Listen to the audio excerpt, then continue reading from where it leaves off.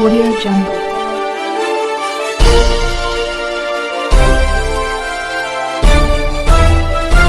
Audio Jungle.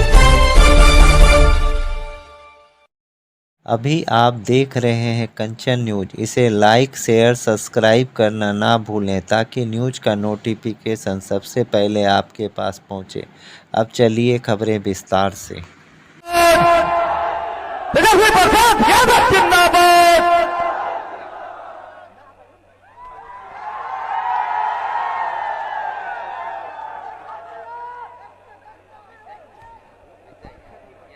आज चुनावी जनसभा में उपस्थित गया जिला के जिलाध्यक्ष और महागठबंधन के राष्ट्रीय जनता दल की तरफ से चहेते प्रत्याशी कुमार सरबजीत जी, समता देवी जी, मंजू जी, सतीश दास जी, शीतल जी और यहां उपस्थित महागठबंधन के सभी साथीगण, नेतागण, कार्यकर्तागण, पदाधिकारीगण, शीतल जी के साथ काफी बड़ी संख्या में जिला परिषद के सदस्य जुटे हैं, उनका भी हम स्वागत करते हैं और मोहनपुर की महान जनता को प्रणाम सलाम करते हैं। सभी मीडिया के दोस्तों, आज आप लोग सब लोग यहां आए हैं इतनी गर्मी में और चुनावी जनसभा चल रही है। ये चुनाव कोई मोदी जी का चुनाव नहीं है बल्कि मुद्दे का चुनाव होना चाहिए और हमारे नजर में सबसे बड़ा अगर मुद्दा है तो बेरोजगारी है, महंगाई है, गरीबी है, पलायन है, किसानों की समस्या है, शिक्षा है, चिकित्सा है। ये सारा मुद्दे पर जो है चुनाव होना चाहिए। आप लोग जनप्रतिनिधि चुनते हैं ताकि आपको आपकी समस्याओं को दूर किया जाए, विकास के कार्य हो, सदन में आपके क्षेत्र के लिए आवाज उठाए। आप लोग ऐसा सांसद चुनिए। इसीलिए राष्ट्रीय जनता दल ने कुमार सरबजीत जी को यहां का उम्मीदवार बनाया है। कुमार सरबजीत जी आपके घर के बेटे हैं। इनके पिताजी का गया के लिए सामाजिक न्याय के लिए कितना बड़ा योगदान रहा, ये आप सब लोगों से छुपा नहीं है। और अपने पिता के कार्य को आगे बढ़ाते हुए सरबजीत जी पर्यटन मंत्री भी रहे, कृषि मंत्री भी रहे और आज अगर आप बोध गया चले जाइए, इनके क्षेत्र चले जाइए तो एक ऐसा गांव नहीं जहां सड़क नहीं हो, एक ऐसा गांव नहीं जहां पुल की कमी हो।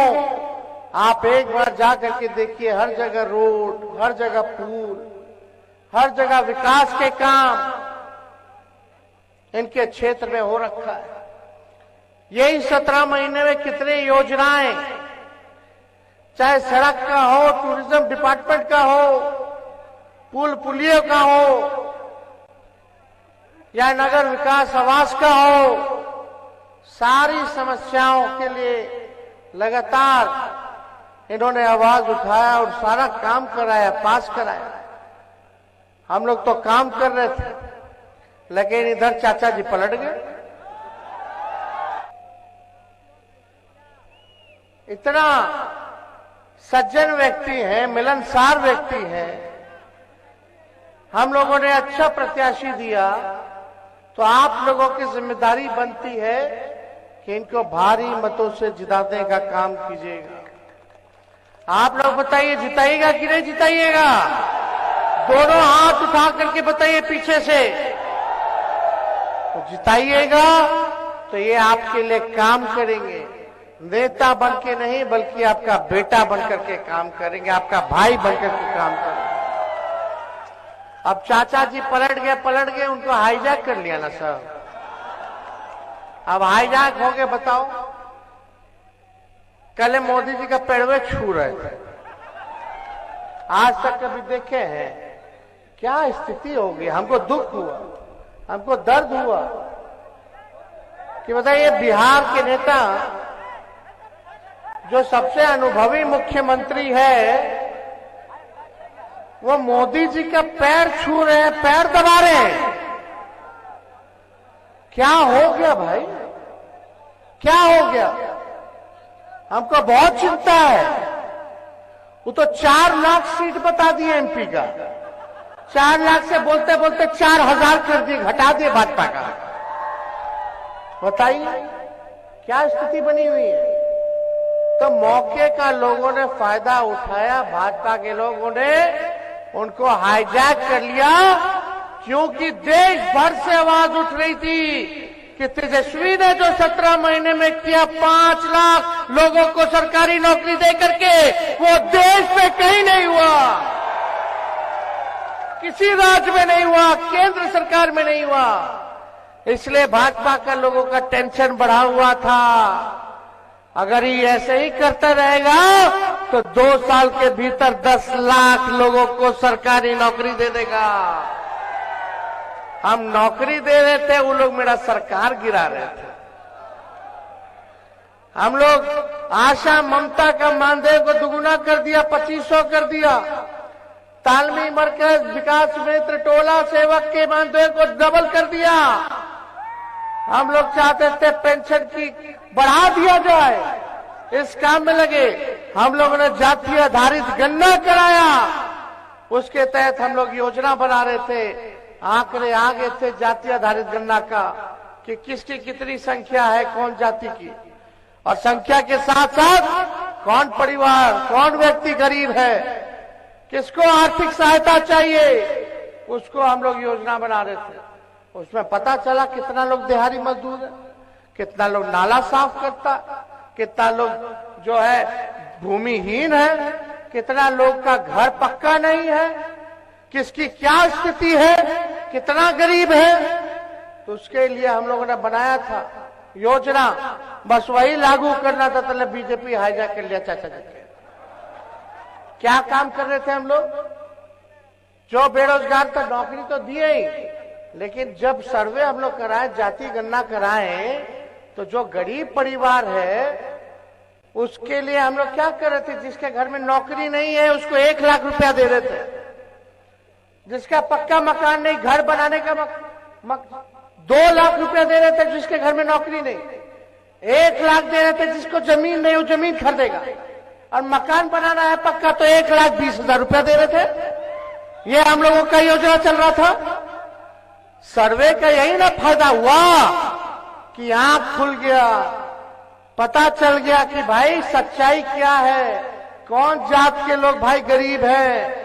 और उसमें पता चला स्वर्ण जाति में भी लोग गरीब है, पिछड़ो जाति में बहुत गरीब है, अति पिछड़े में और गरीब है, दलित आदिवासी सबसे ज्यादा गरीब है, यह पता चला। इसके तहत हम लोग सबके लिए काम करते हैं। सब लोगों को सामाजिक न्याय के साथ साथ आर्थिक न्याय हम लोग करने जा रहे थे, लेकिन सरकार पलट गया तो पलट गया, उसकी हमको चिंता नहीं है। लेकिन आज मोदी जी से पूछिएगा, चुनाव में तो आते हैं, फिर चुनाव के बाद चले जाएंगे, चुनाव के बाद चुनाव में आएंगे, चुनाव के बाद नहीं आएंगे, फिर आएंगे तो चुनाव में आएंगे। तो आप लोगों को समझना पड़ेगा कि मोदी जी ने आपके गांव के लिए क्या किया, आपके पंचायत के लिए क्या किया, आपके प्रखंड के लिए क्या किया, आपके जिले के लिए क्या किया, आपके राज्य के लिए क्या किया मोदी जी ने। अरे खाली बोलते कि राशन दे रहे हैं 5 किलो। अरे राशन, हम लोग का सरकार आएगा तो राशन के साथ साथ नौकरी भी देंगे, हम महंगाई भी कम करेंगे। कोनो राशन मोदी जी दे रहे हैं। कांग्रेस के जमाना से राशन मिलता था कि राशन तेल मिलता था, तेल मिलता था, चीनी भी मिलता था, वो तो पहले ही से ना चलता आ रहा है भाई। अब ऐसा लग रहा है कि राशन मोदी जी बंटवा रहे हैं। अब देखिए भर गया घूमिएगा। देखिए मांझी जी के प्रति हमारा बड़ा सम्मान है, बुजुर्ग है, लेकिन भर गया में घूमिएगा और भाजपा के लोग से अगर पूछिएगा ना तो बोलेगा नीमन कैंडिडेट नहीं मिला। समझे? और भाजपा का लोग बोलेगा छोड़ो, कैंडिडेट को क्या देना है, ऊपर देख करके वोट देना है। ऊपर वाले मतलब मोदी जी को वोट दे करके वोट देना है। अरे मोदी जी ने बिहार को विशेष राज्य का दर्जा नहीं दिया, कितना चीनी मिल खुलवाना था वो नहीं खुलवाए, पलायन नहीं रोके, बिहार को स्पेशल पैकेज नहीं दिया, कम से कम अच्छा कैंडिडेट तो दे देते ताकि गया के लिए आवाज उठाता। तो जो ऊपर देख रहे हैं जो भाजपा के लोग, तो मोदी जी नीचे नहीं देखते हैं, मोदी जी गरीब को नहीं देखते हैं, मोदी जी भी ऊपरे वाला को देखते हैं, पूंजीपतिये के देखते हैं, अमीरे के देखते हैं। हर कोई लालू यादव है। तो आप सब लोग जानिए, पहचानिए कि कौन झूठ बोल रहा। कुछ दिन पहले मोदी जी क्या बोलते थे नीतीश जी के बारे में कि डीएनए खराब है। मुख्यमंत्री जी कोई महिला पे वाला पे टिप्पणी हो गया था विधानसभा में, तो मध्य प्रदेश के चुनाव में मोदी जी बोलते थे मुख्यमंत्री जी कितना गिरिएगा, कितना गिरिएगा। और आज बड़े अच्छे हो गए, नीमन हो गए भाई नीतीश जी। यही नीतीश जी क्या कहते थे, हम मर जाएंगे, मिट जाएंगे, लेकिन भाजपा में नहीं जाएंगे, मिट्टी में मिल जाएंगे, भाजपा में नहीं जाएंगे। पहले हमको कहते थे कि यही ना आगे देखेगा, नौजवान है, नौजवानों को रोजगार दे रहा है, अच्छा काम कर रहा है, और आज बोलती बंद है सबकी। तो खैर इस पे ज्यादा टिप्पा टिप्पणी नहीं करना, ये लोग बड़े लोग हैं भाई, एगो प्रधानमंत्री एगो मुख्यमंत्री है। लेकिन भाई हम यहाँ आए इसलिए कि आपकी आवाज को बुलंद करें, आपसे अपील करने आए कि लगातार एनडीए का 17 साल से बिहार में डबल इंजन की सरकार है, 10 साल से मोदी जी प्रधानमंत्री हैं, कई बीजेपी के विधायक रहे, कई लोग यहाँ एमपी लगातार जीत के जाते रहे एनडीए के, ऊपर से नीचे एनडीए के लोग भरे हुए हैं, फिर भी हमारा बिहार गया गरीब है, फिर भी बेरोजगारी है, फिर भी लाचारी है, फिर भी भूमिहीन है लोग, किसी को नौकरी नहीं मिल रहा, आर्थिक मदद नहीं दिया जा रहा, पलायन नहीं रुक रहा, पक्का मकान नहीं मिल रहा, तो कैसे चलेगा? सब तो उन्हीं लोगों का है ऊपर से नीचे, तब काहे नहीं काम हो रहा? ये पूछिएगा अपने आप से। जब तक अच्छा प्रतिनिधि नहीं बनेगा तब तक आपका गांव, आपका जिला, आपका प्रदेश आगे नहीं बढ़ेगा, ये बात समझिएगा। मेरे मानने से सरबजीत जी से अच्छा उम्मीदवार और प्रत्याशी पूरे गया में नहीं होगा जो ये काम करके आप लोगों को दिखाने का काम करेंगे। लोग बोलते हैं कि देश का देखो चुनाव है, हम उन लोगों से पूछना चाहते हैं कि जब गांव का विकास नहीं, आपके जिला का विकास नहीं, आपके राज्य का विकास नहीं, तो देश का कैसे विकास हो जाएगा? गांव गांव से देश बनता है, गांव गांव से ब्लॉक बनता है, ब्लॉकों से विधानसभा बनेगा, जिला बनेगा, जिला के बाद राज्य बनता है, और राज्यों से ही देश बनता है। तो जब तक हमारा गांव नहीं विकास करेगा, हमारा पंचायत विकास नहीं करेगा, हमारा जिला का विकास नहीं होगा, तब तक आपके देश का विकास नहीं हो सकता है। इसलिए आपको अच्छा ईमानदार प्रतिनिधि चुनना पड़ेगा, और आप लोगों को चिंता करने की जरूरत नहीं है। हम लोग हर जगह हम लोग घूमने का काम कर रहे हैं, लोग तरह तरह की बातें बोलते, मोदी जी आते तो हम ही लोगों को गरिया रहे हैं। मोदी जी एक बार बोले कि आएंगे तो क्या करेंगे? महंगाई कम करेंगे? नहीं। गैस का कितना कीमत हो गया? 1000 से पार, 1200। आप देखिए उसको कम करेंगे कि नहीं करेंगे, इसके बारे में बात किए नहीं किए? महंगाई के बारे में क्या चीज के बारे में बात कर रहे हैं? हम लोगों को बोल रहे खाली परिवारवादी है, परिवारवादी है। ये पहला फेज में कहां का चुनाव है? औरंगाबाद में है, गया में है, नवादा में है और जमुई में है। जीतन राम मांझी जी परिवारवादी नहीं लग रहे, उनका बेटा और तो सब धनों के बना दिए। तब मोदी जी क्या बोलेंगे? नवादा में चले जाइए तो सीपी ठाकुर जी के बेटा विवेक ठाकुर के, औरंगाबाद चले जाइए तो सुशील कुमार के बेटे, आप सब लोगों को पता है कि नहीं? और जमुई में चले जाइए तो चिराग जी के जीजा जी। मतलब वो सब नहीं माना, हमने बेकार जो नौकरी दिया 17 महीने में 5 लाख रुपए बेकार, और जो आज तक किसी और के वोट पे राज किया वो अच्छा।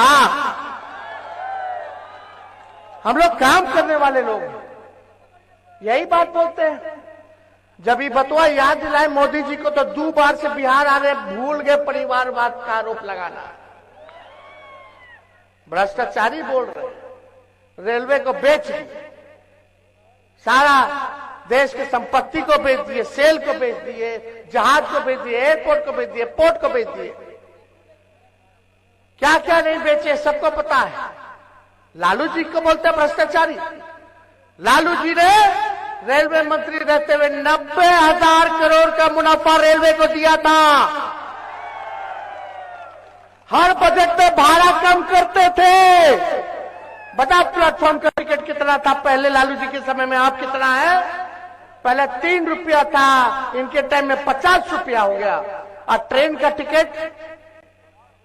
टिकट कितना गुना बढ़ गया बताइए। और हर बजट में कम करते थे लोग, हर बजट में बढ़ा रहा है पैसा। गरीब कैसे सफर करेगा? सफर करने वाला तो ट्रेन ना है गरीब का। बताइए, कूली लोग को परमानेंट कर दिया, देश भर के कूली लोग को लालू जी ने। कहार भाइयों के लिए कुल्हड़ चालू करवा दिया, कुल्हड़ में चाय पियो ताकि उन लोगों का रोजी रोटी चलता रहे, आर्थिक स्थिति ठीक रहे। बिहार को 3 कारखाना दिया लालू जी ने। और बात करते कि लालू जी ने क्या किया, आप तो रेल बेच दिए ना। पहले रेलवे का अलग से बजट आता था, पता ही नहीं चलता है कि कहां बजट गया। याद है कि नहीं? इन लोगों का केवल काम है आरोप लगाना। अरे लालू जी तो सोचते थे गरीब रथ चालू करके ताकि स्लीपर में ना बैठे, एसीओ में गरीब बैठ जाए। ऐसा गरीब रथ चालू किया था लालू जी। तब इतना काम किया, बात करते। विदेश के लोग, हार्वर्ड से लेके एनसीआर के लोग, विदेश के सबसे बड़ा बड़ा यूनिवर्सिटी का छात्र सब आके पढ़ता था और लालू जी को मैनेजमेंट गुरु कहता था। ये सब बात का प्रचार नहीं करेंगे। यहाँ कुछ मीडिया के लोग हैं, बीजेपी माइंडसेट के कुछ लोग हैं, सब नहीं लेकिन कुछ लोग हैं। एक तरफा मोदी जी समुद्र में डुबकी लगाएंगे, कारपेट लगा के बैठ के द्वारका चले जाएंगे तो दिन रात वही दिखाएगा। मोदी जी चीता देखे जाएंगे तो चीता दिखाएगा। देखिए मोदी जी चीता देख रहे। मोदी जी गुफा में बैठ जाएंगे तो गुफा का दिखाएगा। देखिए गुफा में बैठे। अरे आपका क्या भलाई का बात कर रहा है भाई? कौन सा भलाई का बात कर रहा है? कभी एक बार इन लोगों से पूछो गरीबी के बारे में। मोदी जी इंटरव्यू देते तो अक्षय कुमार को देते हैं। अक्षय कुमार पूछता मोदी जी आप आम कैसे खाते हैं? अभी बिल गेट्स को बुला करके इंटरव्यू दे रहे हैं। अरे गरीबों से मिलिए ना, सवाल लीजिए। किसान आंदोलन कर रहा है, मोदी जी बोले चाहे दुगुना कर देंगे 22 तक, लेकिन लाठी मार मार करके भगाया किसानों को। मोदी जी मिले नहीं। क्या हो रहा है भाई देश में? पैसा है ना भाई, पैसा। हम लोग तो गरीब का पार्टी है, लेकिन भाजपा के पास कितना हजारों करोड़ है, जिंदगी भर बैंक पे पड़ा रह जाएगा, इंटरेस्ट इतना 1000 करोड़ में आ जाएगा, महीना इंटरेस्ट करोड़ 1000 करोड़ में आता होगा भाजपा का, जितना उसके पास पैसा है। क्या आप दे रहे हैं आपको? हम एक हेलीकॉप्टर कैसे कैसे व्यवस्था पार्टी का लोग किया, भाजपा का उतरेगा एक के बाद 30-30 गो हेलीकॉप्टर है कि नहीं? पिछले बार तो सरकार बना ही ना लिए थे, हम तो हेलीकॉप्टर को ट्रैक्टर बना करके घूमे थे पिछले बार।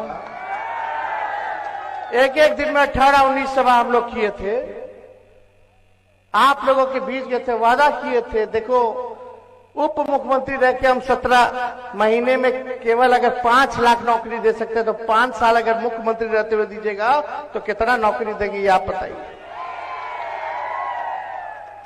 अग्निवीर का देखिए क्या हो गया, 4 साल ठेका पे, क्या करेगा बच्चा सब, नौजवान सब 4 साल बाद क्या करेगा? आप देखिए क्या हो रहा है, रेलवे में बहाली निकलता था, रेलवे का कितना बहाली निकल रहा है, कुछ नहीं निकल रहा। तो सब चीज अब बिहार के लिए कुछ नहीं किए। हाँ, मोदी जी केवल हर चीज गुजराती में कर दी, बिहार के लिए नहीं की। इसलिए आप लोगों के बीच आए, इधर उधर नहीं, चुपचाप ललटेन छाप। तो आप लोगों का सहयोग मिलेगा कि नहीं मिलेगा? अरे पलामू से देखिए, औरंगाबाद से हम लोगों ने खुशवाहा भाई को टिकट दिया, यहां सरबजीत पासवान जी को हम लोगों ने दिया, नवादा में भी संतोष खुशवाहा है उनको दिया, और जमुई में श्रवण खुशवाहा को नवादा में, और जमुई में अर्चना रविदास को हम लोगों ने टिकट दिया, और यहाँ पलामू में ममता भुइया को हम लोगों ने टिकट दिया है। सबको लेके चल रहे, यह पार्टी A to Z की पार्टी है। सबका मान, सबका सम्मान, सबका प्रतिनिधित्व हो, ताकि सब लोग अपने अपने लोगों के बारे में आवाज उठाएं। तो हम लोग सबको सम्मान दे रहे हैं, तो अब ज्यादा कुछ हम नहीं कहेंगे, चुपचाप ललटेन छाप। तो इनको सरबजीत जी को जिताना है ना? अरे दोनों हाथ तो उठा के बताइए, जिताना है ना? तो इनको विजय का माला पहना देना। अब मोदी जी या कोई आएगा तो हिसाब जरा लीजिएगा। अब मांझी जी से जरूर पूछिएगा कि शराबबंदी के खिलाफ आप बोलते थे, कब चालू करा रहे, पूछिएगा। अब तो सरकार में है ना, उनके बदौलत जरा उनसे पूछिएगा।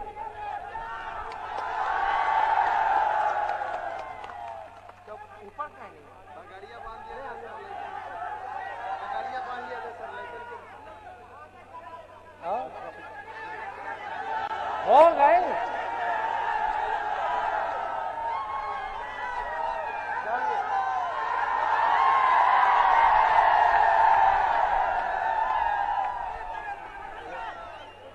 देखिए, पलामू से जो राष्ट्रीय जनता दल ने महागठबंधन में प्रत्याशी बनाया है, ममता भुइया जी भी मंच पे आई है। प्रणाम कर लीजिए सबको। ममता जी, ममता भुइया जी को जो भी आप लोग हितई नितई संबंधी दोस्त यार अगर होगा पलामू में, तो वहां भी लालटेन को जलाना है और ममता भुइया जी को जिताना है। आप सब लोगों का बहुत बहुत धन्यवाद।